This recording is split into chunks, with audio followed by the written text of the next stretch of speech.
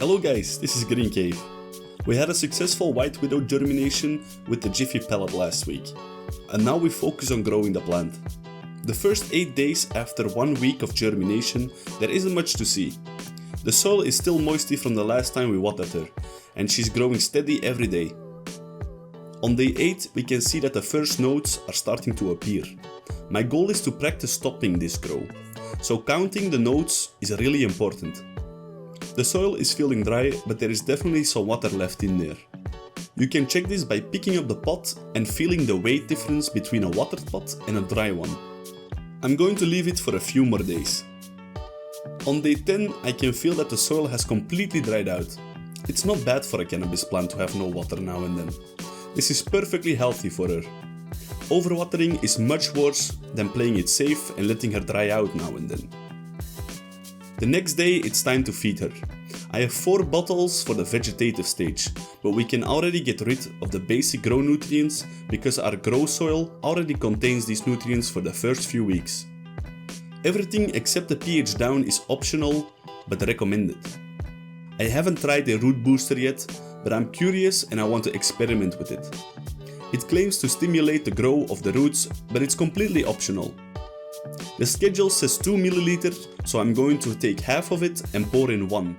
This straight up looks like water infused with shit.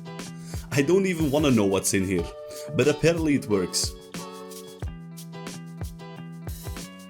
If you're enjoying the video, please be so kind to support the channel by giving a like.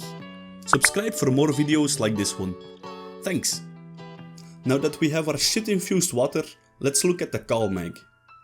CalMag is often required for new plants because they often have some kind of calcium or magnesium deficiency. You won't have this if your tap water contains a high amount of these. They're also referred to as secondary nutrients.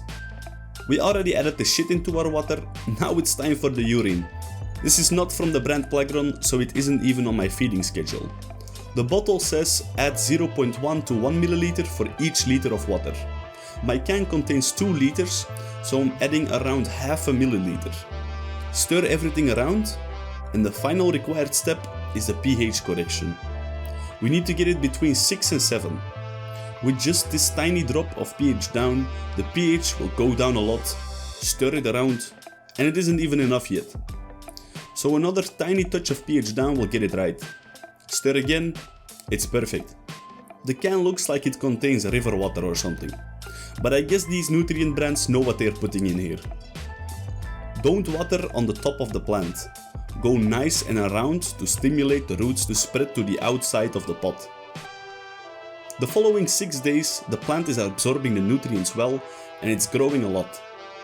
I don't know whether the root booster is actually doing anything. All I can say is that she's looking very nice and she's making good progress. The third node is starting to grow. When this node is completed, I will try a technique called topping. But that's for next week. I hope you enjoyed these first 2 weeks of vegetation. If you did, please be so kind to leave a like on the video. Subscribe to see next week's update on White Widow. Thanks, and I will see you next week.